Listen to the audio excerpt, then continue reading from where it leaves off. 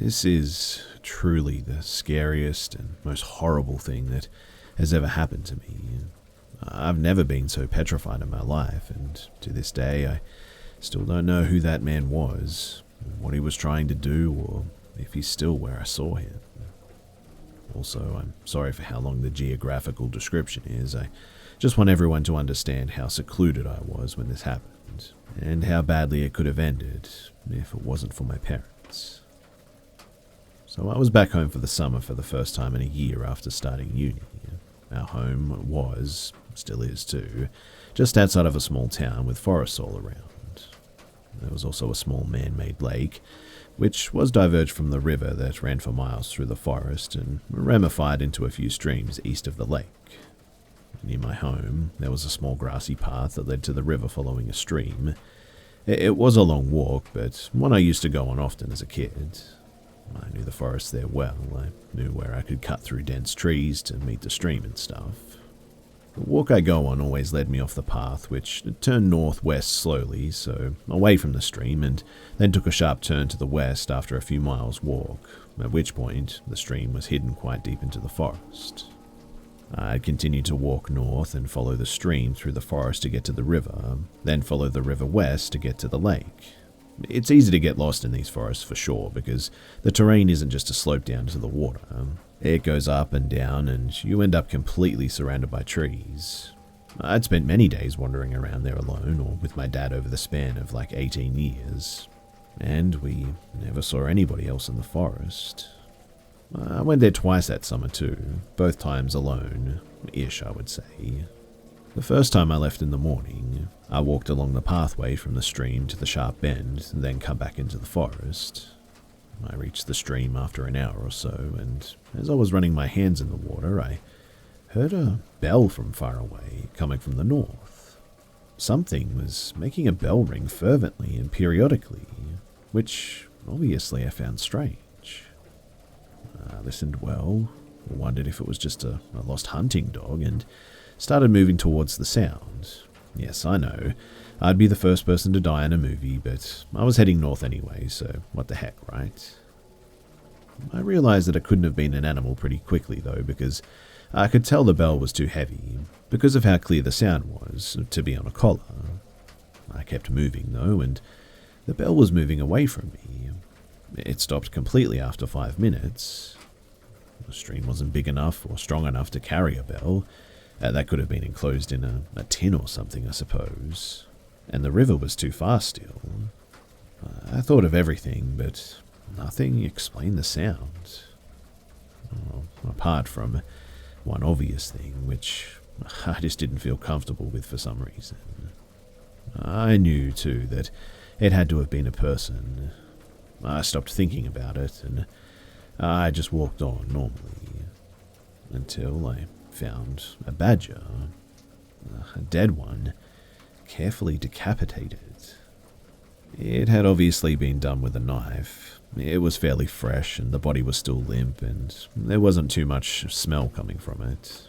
The wound was full of maggots though, but I knew that happened soon after the exposure. The sound of the bell had been following the stream, and so had I. Which meant that the badger was put there, maybe killed there, or at least decapitated while I was walking that way, I suppose. Don't know really. But nothing else happened that day. 1 week later, I went back for the second time that summer, and that would be my last time ever. So I left home at around 6 p.m, I made it to the stream, then walked to the river in an hour, then decided to go back the way that I came because it was getting late and it was raining quite heavily. The sun set at around 9 p.m, and I was walking as fast as I could. The sound of the rain in the trees was surreal and loud. I was somewhat trotting with my head down for a while through the clearest and most open part of the forest, when I bumped into something heavy. The smell was sickly too, and it was the decomposing body of the badger with his head strung to his front paws. That area looked a bit like a ham because of the way it was tied, just the swinging from a tree. It was just this putrid bag of stench, wet and dripping green liquid.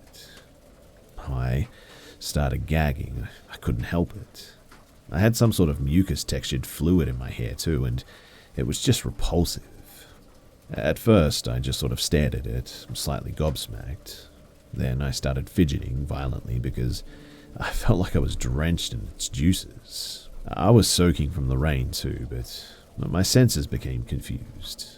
It felt like a bucket of ice-cold water had been thrown over me when I realized that I walked the same way to get to the river, so someone had strung up the body after I had passed it on the way there, which probably meant that someone knew that I would see it.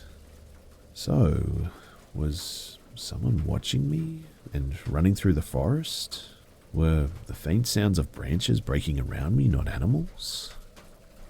I looked around, and then I started jogging. I was half running, half walking away from the stream back towards the path for a while when I heard that same bell again. I proceeded to call my dad while running. I told him to meet me on the path where it sharply turns west. It was the closest part of the path to me to go as fast as he could, and that someone was in this forest. I can't explain the feeling that I had too. It was honestly like I just dropped my intestines in my stomach. I literally felt the hairs on my neck raised despite being soaked. It was completely dark, and I jogged as fast as I could. I was panicking because the path was still a bit far away. Just too far to feel safe, that is. It was still raining, and every single sound was muffled. I felt like everything was further away than before. The bell went on for way longer than the last time too, on and off. I felt like it was surrounding me at one point. I think it was the fear combined with my compromised hearing, and the fact that I couldn't breathe properly was making me slightly lose my sense of direction. I was automatically heading southwest, but I wasn't really sure what I was even doing. And at this point, I was breathing like a horse, coughing my lungs up, kind of crying out loud like a toddler does, tripping over leaves and twigs like an idiot. I stayed on the phone with my mum, who was on her way with my dad, and I kept hearing sounds, but I wasn't sure what they were. My mum was screaming on the phone at the time that they were on the path, that I needed to run, that my dad had gotten out and was heading east from the path bend. I was terrified, so I just went into survival mode. I was doing the half running, half speed walking thing again because I was completely out of breath now. And then I heard branches break, clear footsteps for the first time from down in the forest, and the bell ringing really loud now. I didn't want to, but I looked over my shoulder, and that was when I saw what was in the forest with me. A tall figure creeping in my direction at the very end of the clearing, ringing this bell slowly in front of his stomach, and I could tell that he was staring straight at me. Now, I don't know if I had hidden secret sprinting abilities or instinctual adrenaline-induced superhuman powers, but when I tell you that I ran for my life, I am not kidding. I didn't look back once, and I screamed as much as I could. I lied and said that I'm on the phone with the police, they're on the path. Dad, I can see you, I'm here. I wanted to yell, Dad, please, where are you? But I kept that to myself, obviously. And to be honest, I felt like something awful was going to happen. I felt like that man was right behind me. I kept telling myself not to look back. I was gasping and wheezing, crying so hard and screaming for my dad. I felt shivers on my neck. And then I just switched off. I just ran. I even dropped my bag and only realized I didn't have it anymore when I was in my car. I felt like my phone was my only ticket to home. And weirdly, things just no longer felt real. It was like my legs were moving by themselves. I didn't even know if the man was still following me, because at this point I could only hear my heart beating in my ears and that bell. But then I finally heard my dad shout my name, and I knew that he was coming my way, and that he could see me because of the intonation of his voice. I pretty much lunged myself at him when we got to each other. My dad heard the bell too, and my mum could hear it on the phone. She was waiting with the car ready to leave fast, and when we got back, we went directly to the police station, and I got medical attention soon after. My dad burst into tears in the car, said that he could hear the bell and that he thought that he wouldn't be able to see me, asked what if I didn't have my phone, and what if he hadn't picked up. Quite honestly, they were almost as terrified as me because they witnessed everything through the call. They could hear me trying to run and they could hear the danger, they just couldn't see it. Unfortunately, the police couldn't really do much. They searched the area and the only thing that they found was a folded t-shirt placed under a rock. I didn't really question that at the time, but my bag wasn't recovered, unfortunately. They said that it was probably some homeless man living in the forest, but failed to realize what could have happened if my dad didn't know that part of the forest like I did, and where to find me. I'm not blaming anyone or anything. The entire thing was my fault. I'll happily admit that. But there are just so many what-ifs. I want to believe that it was just someone who decided to live in the woods and hunt for something. Maybe they were a bit mentally unstable and they felt angry that I came into their territory, but what if it was more insidious? I mean, the way that he moved towards me was abnormal. It was perverse because of how slowly he was ringing the bell, too. It was like he had me trapped and he knew it. I didn't see any more details after that, though, because I just ran. To this day, I can't go anywhere where I'll be alone, and the sound of bells are a real problem, the smell of moss as well.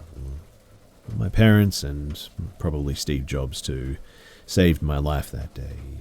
So go hug yours now and take decapitated badges and bells as pagan signs that you're very unwelcome.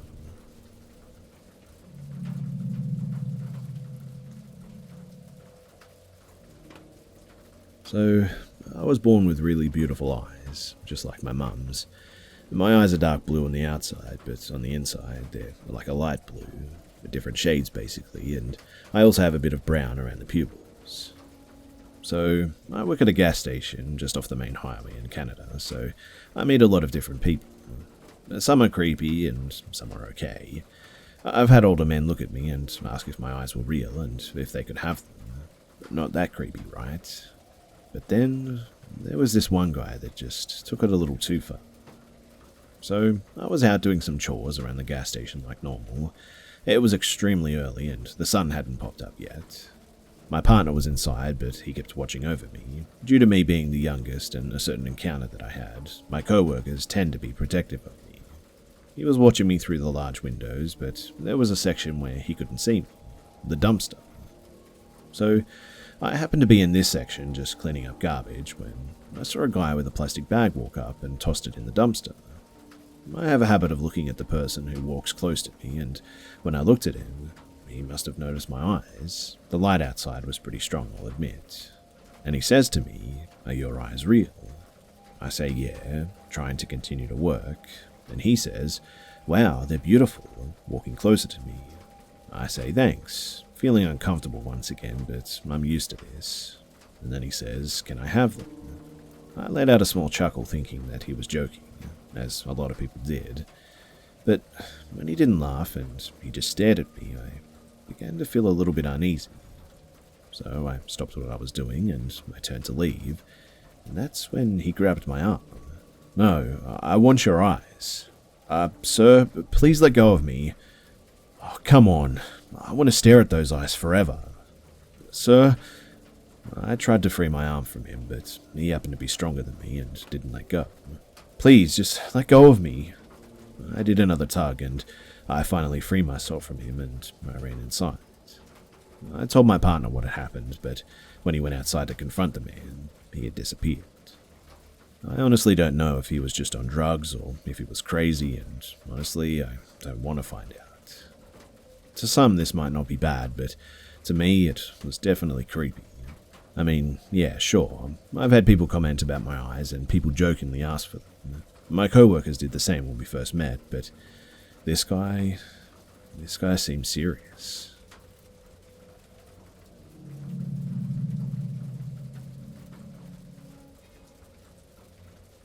After a painful breakup, I decided to try Tinder and Bumble.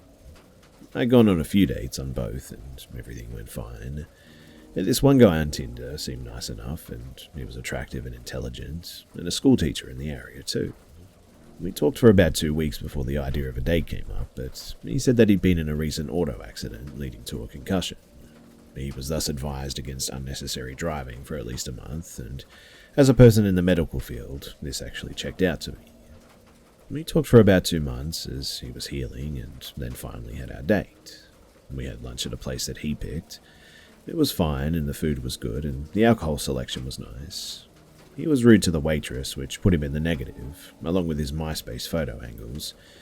But after lunch, he asked if I would take a walk with him through this park. I said yes, and we drove there separately. It was about 1 mile away. We walked through the park until we came by some swings.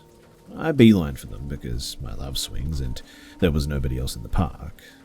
As I was happily swinging, he stood there just watching me. And finally, he asked, "Hey, what do you think would happen if you were to die right now? How would you feel?" And I laughed, feeling happy on the swings. And I said, "I'd be happy, I guess." And then he asked, "Well, what would you feel if someone made that happen?" And so I asked what he meant, and he elaborated. "What would you feel if I were to make you crack your head as you fell off the swings?" That's all the specifics that I remember, because what followed was this guy describing how he would kill and torture me. I don't remember the specifics, but I do remember thinking, "Oh crap, there's no one here, let's keep him happy," and agreeing to certain words like scream, pain, and big. Finally, a family started down the hill toward us, and as soon as I saw them, I booked it, him at my heels blathering about whatever it was that he was talking about. I got to my car. There was a full audience at this point, and he leaned into me saying, "So I'm going to lean into you," and I flinched away from him, and he straightened up and ran to his car and left. I tried to report him on Tinder, but he had already deleted his account at this point. He never did tell me his last name. He explicitly wouldn't when I asked that day as well. 2 weeks later, he texted me saying that my manners were horrible and that my swing set banter was terrible. I blocked him, and I had nightmares for weeks afterwards.